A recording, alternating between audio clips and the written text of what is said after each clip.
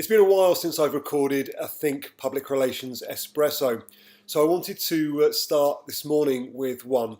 It's primarily come out of a couple of things that have happened in the last 24 hours.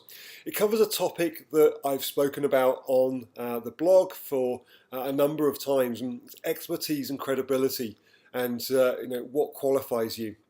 The first thing was an article. It's an excellent article by Amy Westervelt that explains the current state of the media from a journalist perspective.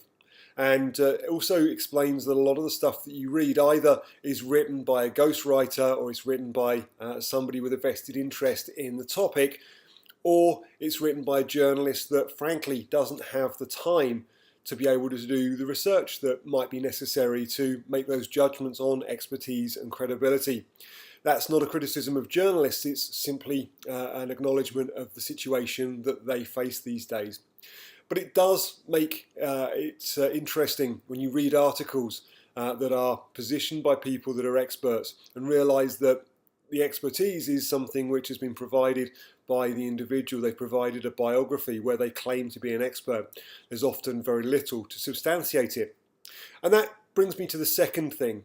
I received an email this morning, somebody claiming to have co-authored books, claiming to have been recognised as an expert because they've appeared on broadcast and print outlets on either side of the Atlantic. And I did some research. And the claim about the book, well, it's open to interpretation about whether they've co-authored it. It seems like they're self-published, and they've invited these household experts or household names to include content in the book.